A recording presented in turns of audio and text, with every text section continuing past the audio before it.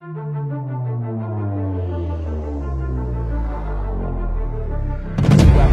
welcome to Crime Crime with three members of his family. Do you intend to answer truthfully? There were some issues with his parents and how they felt.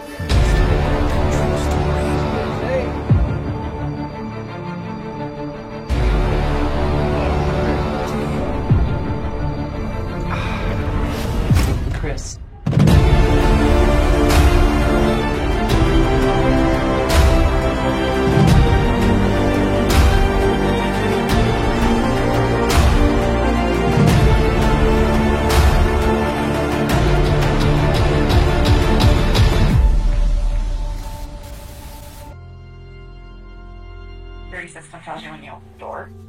I am so out of breath. Daddy is a hero. Kalau kita lihat sekilas film ini memang cuma dokumenter kriminal biasa. Tapi saat kita menontonnya, kita akan merasa tersentil sama banyak hal di zaman sekarang. Mulai dari impian pernikahan yang ideal sampai hobi untuk mengunggah segala momen di media sosial. Semuanya layak buat direnungi. Dan perlu diketahui bahwa film dokumenter ini seluruhnya terdiri dari rekaman nyata, mulai dari kamera rompi polisi, CCTV, dan rekaman berita digabungkan dengan visualisasi pesan teks untuk menceritakan kisah tersebut. Shannon Watt adalah seorang wanita berusia 34 tahun yang rajin memposting kehidupan bahagia keluarganya di media sosial, terutama di Facebook milik pribadinya. My name is Shanann Watts. Say hi, Cece. Hey, Bells. Live in Frederick, Colorado. Hi. Dia memiliki suami yang bernama Chris Watt yang bekerja di perusahaan minyak sebagai operator, dan dua putrinya bernama Bella 4 tahun dan Shelly 3 tahun. Mereka tinggal di Frederick di sebuah kota kecil di negara bagian Colorado, Amerika Serikat. I rather bake and eat and clean. Go Steelers. Later and we'll do the Here We Go Steelers chant. 13 Agustus 2018, awal dari terungkapnya kejahatan keji ini terlihat dari kamera CCTV rumahnya. Shannon baru tiba di rumah di jam 2 pagi setelah diantar oleh sahabatnya yang bernama Nicole Atkinson yang juga merupakan rekan kerjanya. Ini adalah rekaman terakhir kali Shannon masih hidup. Di jam 9 pagi, Nicole sahabatnya berusaha menghubunginya beberapa kali, namun tidak ada jawaban. Sahabatnya itu hanya ingin memastikan keadaan Shannon, sekaligus menanyakan perihal janjiannya dengan seorang dokter di hari itu. Sampai di tengah hari belum ada jawaban dari Shannon.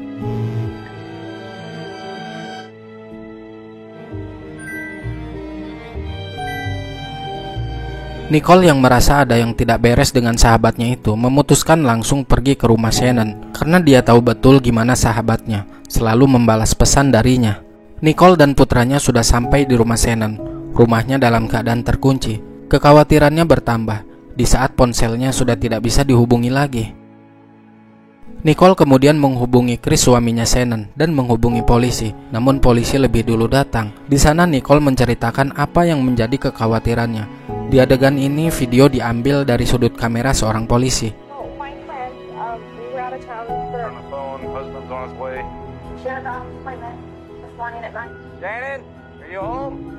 Polisi pun belum berani mengambil langkah lebih jauh, apalagi mencoba merusak properti, karena belum tahu pasti kejelasannya seperti apa. Jadi mereka lebih baik menunggu suaminya Shannon tiba. Tidak lama setelah itu Chris pun tiba, dan mereka masuk setelah mendapatkan izin dari sang pemilik. Di dalam rumah mereka tidak menemukan Shannon dan kedua anaknya. Chris memberitahu polisi jika selimut yang biasa digunakan oleh anak-anak juga tidak ada di sana. Pantas saja di saat Nicole menghubungi Shannon itu tidak bisa. Ternyata dia menemukan ponselnya berada di meja dalam keadaan mati. Chris berasumsi bahwa mungkin saja Shannon pergi ke rumah temannya. Tapi dia juga heran sama sang istri. Menurutnya, ponsel bisa dikatakan sudah menjadi bagian penting dari hidup Shannon karena pekerjaannya tidak luput dari sosial media. Diketahui Shannon bekerja di perusahaan yang bernama Level, dan dia menjadi promotor sukses yang selalu memperkenalkan produknya di berbagai sosial media. Jadi mustahil kalau dia nggak bawa HP. Setelah ponsel itu dihidupkan, banyak sekali pesan yang masuk, termasuk pesan dari Chris di jam 8 pagi yang menanyakan kemana Shannon membawa kedua putrinya pergi. Namun di sini Nicole menemukan sesuatu yang janggal. Di saat dia mengetahui obat rutin yang biasa diminum Shannon tidak dibawa, barang-barang pentingnya kenapa tidak dibawa kalau memang Shannon pergi ke suatu tempat? Padahal jam 2 dini hari tadi dia sendiri yang mengantarkan Shannon dalam keadaan baik-baik saja. Lalu kita diperlihatkan unggahan Shannon tentang kisah hidupnya, yang dimana sebelum menikah dengan Chris, dia pernah menikah tapi berakhir dengan perceraian dan tidak memiliki anak dari suami pertama. Hal itu membuat hidupnya menjadi semakin terpuruk. Dia insecure dengan dirinya sendiri. Meski demikian, dia tidak menyerah begitu saja. Dia terus berusaha sampai akhirnya Shannon berhasil membeli rumah dari hasil uangnya sendiri. Karena keluarganya bukanlah orang kaya.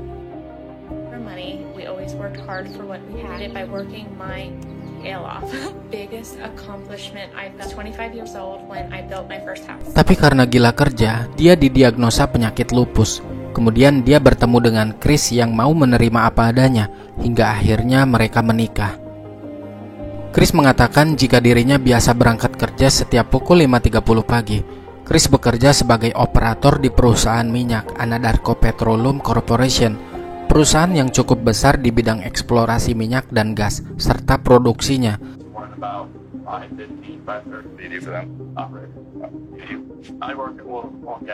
Di kamarnya, Chris juga menemukan cincin kawin yang tidak dibawa oleh Shannon.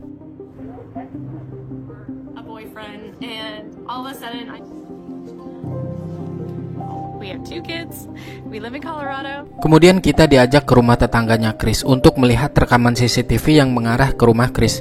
Siapa tahu ada seseorang yang membawa Shannon dan kedua putrinya. Di dalam rekaman itu menunjukkan di jam 5.17 pagi, terlihat mobil Chris bergerak mundur menuju garasi rumahnya. Di sini Chris terlihat gelisah dan panik ketika melihat rekaman itu. Dia mengoceh yang seharusnya tidak perlu untuk dikatakan, bahwa istrinya lagi hamil 4 bulan. Mereka pun bingung dengan maksud perkataan Chris.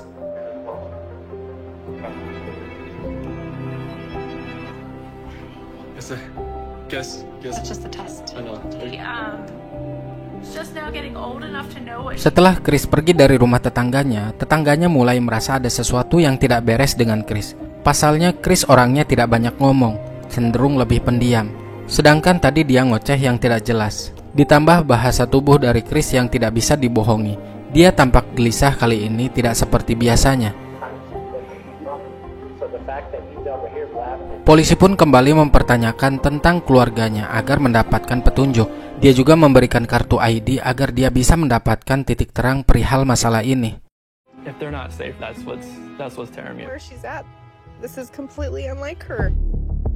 Esok harinya tanggal 14 Agustus 2018, pihak kepolisian menghubungi Chris untuk menanyakan ciri-ciri Shannon dan kedua putrinya supaya mereka bisa membuat pengumuman orang hilang.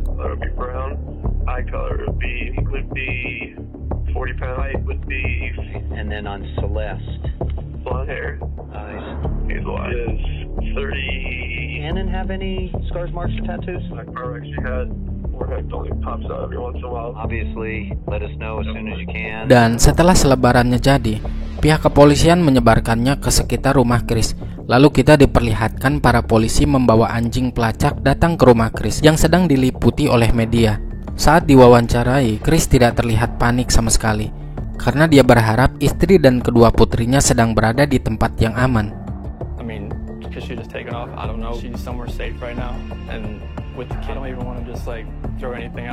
Dia juga bilang kalau dirinya dan Shannon sempat ribut sebelum Shannon pergi. Menurutnya, hal itu adalah perdebatan biasa dan sering terjadi.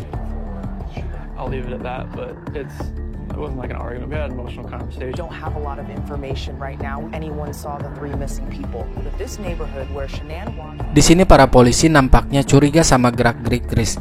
Lantas Chris pun dipanggil ke kantor polisi untuk dimintai keterangan lebih lanjut. Chris bercerita jika dalam 6 minggu terakhir, dia merasa hubungan dengan Shannon tidak baik-baik saja, hingga terlontarlah ucapan pisah dari mulut Chris kemarin malam. Dia beranggapan mungkin saja Shannon pergi atas perkataan dirinya yang meminta berpisah.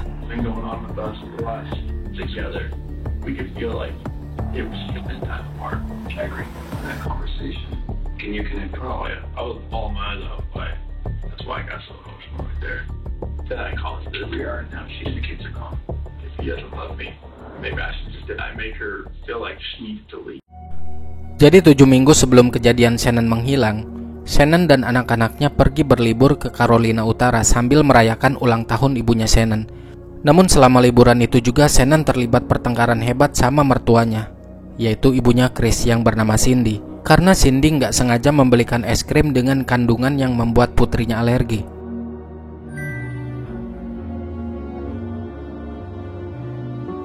She got in a fight with Chris's mom. Dan ketika perayaan ulang tahun Sales, ibunya Chris nggak hadir karena Shannon nggak mau lagi ketemu mertuanya. Tentu hal itu membuat Chris tersinggung karena dia ingin orang tuanya bertemu dengan anak-anaknya juga.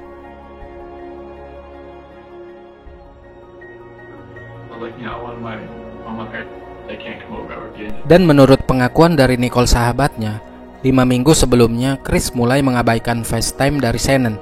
Dia mengira hal itu dipengaruhi oleh kejadian yang menimpa pada ibunya Chris. Karena setahu dia, ibunya Chris dari awal memang kurang suka sama Shannon yang dianggap suka nyuruh-nyuruh Chris. Hal itu diakui sendiri oleh Shannon di dalam salah satu unggahan Facebooknya. Saat melanjutkan interogasi, polisi membahas perubahan tubuh Chris yang semakin berotot dan mengaitkannya dengan kemungkinan adanya wanita lain yang memotivasinya. Tapi Chris membantah tuduhan itu. Lalu polisi menghubungi atasan Chris untuk menyamakan alibi Chris di hari kejadian. Dan memang benar, di hari itu Chris pergi bekerja ke sebuah lokasi produksi minyak. Concerns about him? 3 hari setelah hilangnya Shannon, Chris menjalani tes poligraf atau pendeteksi kebohongan dengan sukarela. Saat menjawab pertanyaan dari penguji, Chris terlihat sangat gugup serta menyangkal semua tuduhan terkait hilangnya istri dan kedua anaknya.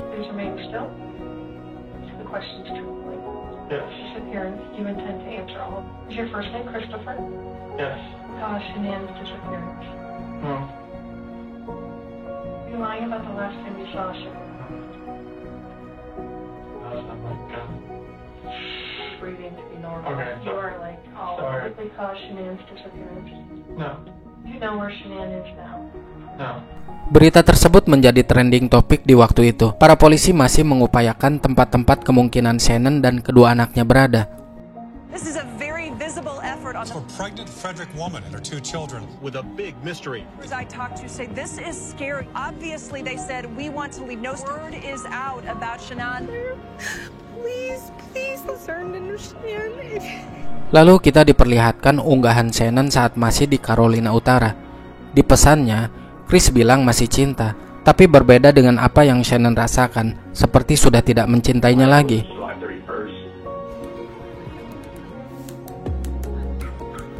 Dan di akhir bulan Juli, Chris menyusul mereka untuk liburan selama 1 minggu sebelum kembali ke Colorado.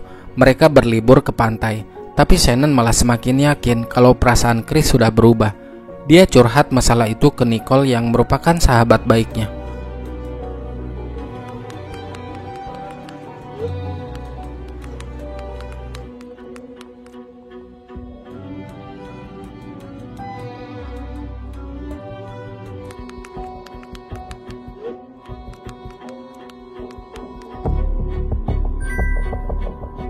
Selesai melakukan tes poligraf, penguji menunjukkan hasil yang semuanya berbeda dengan pengakuan Chris. Dapat mereka simpulkan bahwa Chris sedang berbohong.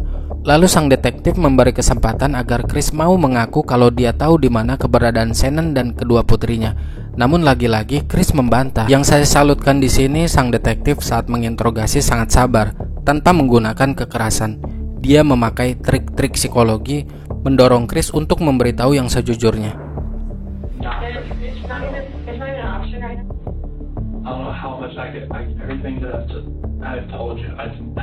Okay, so let's talk about Bella and Celeste. What happened to Shannon? Kemudian kita diperlihatkan unggahan Shannon ketika mereka dalam perjalanan pulang ke Colorado. Sesampainya di rumah, lagi-lagi Shannon curhat kepada Nicole. Sepertinya ada yang gak beres sama suaminya itu, sampai-sampai menolak berhubungan suami istri lebih dari 5 minggu. Sesuatu yang gak wajar.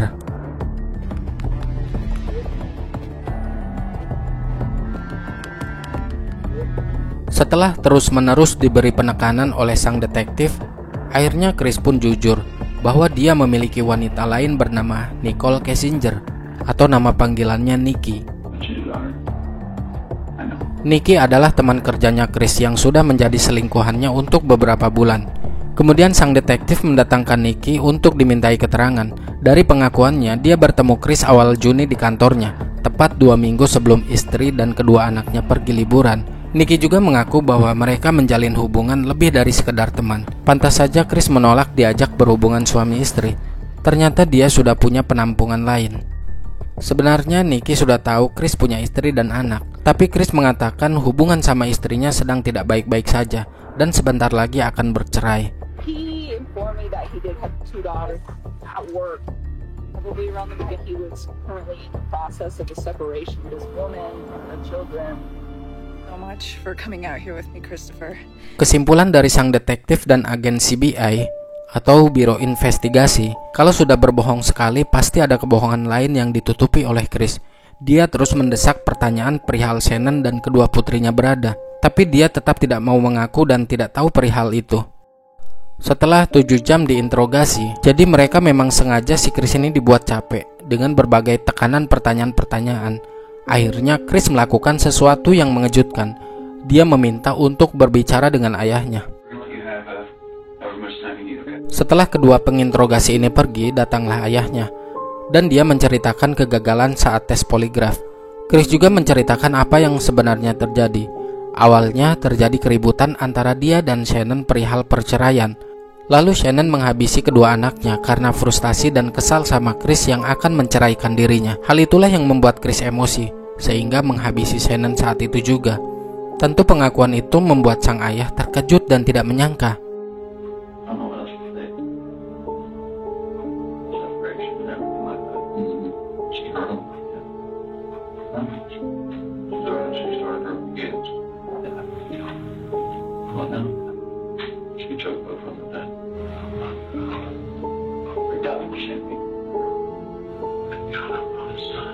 Setelah itu pihak polisi menggeledah rumah Chris untuk mencari bukti, dan hal itu disiarkan secara langsung oleh media. Selain membawa mobil Chris, para polisi juga membawa beberapa barang dari rumah, serta anjing peliharaan milik Chris. Tapi karena jasad Shannon dan anak-anaknya tidak ada di rumah, para penyidik meminta Chris untuk memberitahu lokasi dia menyembunyikannya. Sambil menangis, Chris mengatakan kalau jasad keluarganya dibawa ke lokasi produksi pengolahan minyak di Servi. Lalu penyidik memperlihatkan peta Servi 319, dan Chris menunjuk sebuah lahan di mana dia mengubur jasad Shannon, dan sebuah tangki olahan minyak mentah tempat dia menyembunyikan jasad kedua putrinya.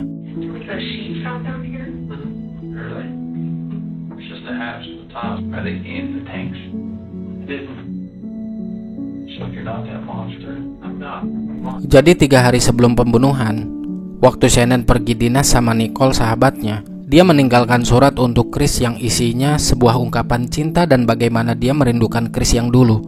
Yang paling sedih, dia sampai janji buat akur sama ibunya Chris demi mempertahankan rumah tangganya.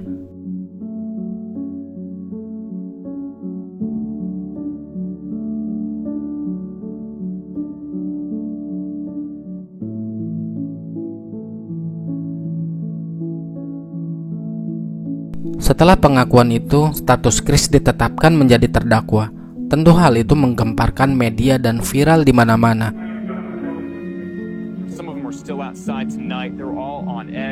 Selanjutnya para polisi menuju tempat mereka disembunyikan. Chris mengubur Shannon di kuburan dangkal di lokasi perminyakan pertama. Jadi jasad Shannon bersama bayi yang ada di perutnya dikuburkan di kuburan dangkal. Lalu kedua putrinya dimasukkan ke tangki minyak. Jadi satu-satu, putrinya dimasukkan lewat atas yang diameter lingkaran lubangnya 8 inci. Didorong masuk, dipaksa sampai bahu kanan kiri kedua putrinya rusak. Semua orang tidak menyangka dengan akhir tragis yang terjadi pada Shannon dan kedua putrinya. Mereka semua turut berduka cita, merasakan penderitaan yang amat sadis yang dilakukan oleh suami sekaligus ayah kandungnya sendiri. And keep the prayers coming. They are greatly appreciated. Penyelidikan pun berlanjut kepada Nikki yang ditanyai, apakah dia pernah menyatakan pada Chris yang memprovokasinya untuk menyingkirkan istri dan kedua putrinya. Nikki mengaku tidak pernah, bahkan dia terkejut saat mengetahui bahwa Chris adalah seorang pembunuh.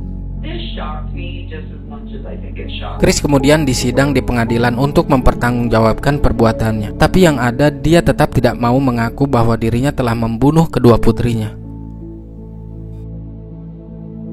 Sementara itu di media sosial, opini publik menjadi terpecah belah. Bug intelijen, warganet mencari tahu dari beberapa video yang diunggah oleh Shannon ke sosial media, terutama Facebook. Beberapa dari mereka mengatakan bahwa Shannon tidak mungkin melakukan hal keji itu setelah melihat bukti video kedekatan Shannon terhadap anak-anaknya. Sebagian lagi menyatakan jika Shannon terlalu narsistik, hingga warganet yang tidak suka melakukan perundungan terhadap keluarga korban.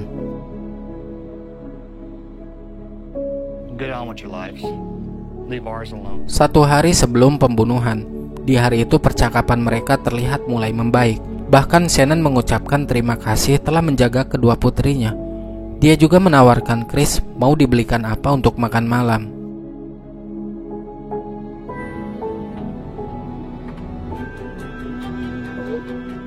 Tibalah Shannon di rumahnya jam 2 pagi diantar oleh Nicole, seperti yang ada di scene awal. Dan ini terakhir kali Shannon terlihat masih hidup. Singkatnya 3 bulan kemudian, 6 November 2018, sidang dilanjutkan. Dan di kali ini Chris mengaku atas 9 dakwaan, termasuk membunuh Shannon dan kedua putrinya, juga bayi yang masih di dalam kandungan. Kemudian Chris menceritakan kronologi yang terjadi di malam itu. Jadi setelah Shannon pulang dari dinas, mereka sempat melakukan hubungan suami istri untuk terakhir kalinya. Dan keesokan paginya ketika terbangun, Chris berkata, jika hubungan mereka tidak bisa dipertahankan lagi. Ternyata hal itu sudah dipikirkannya tadi malam. Entah apa yang ada di pikirannya. Dia lantas menyerang Shannon dengan cara mencekiknya. Tiba-tiba Bella datang dengan membawa selimut. Melihat sang ibu telungkup di atas ranjang, Bella bertanya, "Ada apa dengan ibu ya?" "Ibu sedang sakit," kata Chris. Lalu Chris membungkus Shannon menggunakan spray dan menurunkannya ke bawah. And then you put the 2 girls in the truck. You put Shanann in the truck. Shanann was back there too. Chris memasukkan jasad Shannon dan kedua putrinya diajak ke dalam mobil. Saat perjalanan menuju servis tempat tangki minyak, Bella dan Celeste tidur saling merangkul satu sama lain. Entah apa yang ada di pikiran Chris saat itu. Sesampainya di lokasi, dia menghabisi kedua putrinya. Celeste yang pertama kali. Dia dibekap oleh Chris menggunakan selimut. Bella sempat memohon kepada ayahnya, jangan lakukan hal itu kepada adiknya. Bisa kita bayangkan gimana rasa takutnya Bella ketika itu. Laki-laki yang benar-benar dia percaya, yang dianggap sebagai pahlawan bagi keluarganya, malah melakukan perbuatan keji. Kemudian disusul dengan Bella yang juga dihabisinya. Sempat terngiang jeritan tangisan Bella, tapi Chris tidak memperdulikannya. Kedua putrinya dimasukkan ke dalam tangki minyak, sedangkan Shannon dikuburkan di kuburan dangkal yang tidak jauh dari tangki itu. Karena sudah mau mengakui, akhirnya Chris terbebas dari hukuman mati. Namun dia dijatuhi hukuman penjara seumur hidup tanpa pembebasan bersyarat, alias sampai mati membusuk di penjara. Akhir kisah di persidangan, Ibu Shannon berkata kepada Chris, "Kami menyayangi dan mempercayaimu seperti putra kami sendiri. Memiliki istri yang setia, anak-anak yang juga percaya, bahkan dianggap sebagai pahlawan bagi mereka. Kamu tidak berhak membunuh mereka." Your daughter Bella Marie sang a song, but it was Daddy, you're my hero. Daddy is a hero. He treats me blue, ties me, helps me grow up strong. A hero. Tapi ayah Shannon yakin jika Chris melakukan pembunuhan saat Shannon sedang tidur. Karena meski dia sedang hamil, kalau keadaan Shannon bangun, pasti akan melakukan perlawanan dan tidak akan terjadi seperti ini. Aku mempercayai kamu untuk melindungi mereka, bukan membunuh, tapi kamu malah membuangnya seperti sampah. Kalau kamu tidak mau menginginkannya lagi, pulangkan mereka kepada kedua orang tuanya. Mereka berhak hidup dan bahagia. Dan apa yang Chris dapatkan dari kejahatan ini? Keluarganya meninggal. Dia membusuk di penjara, sedangkan selingkuhannya cari pasangan baru.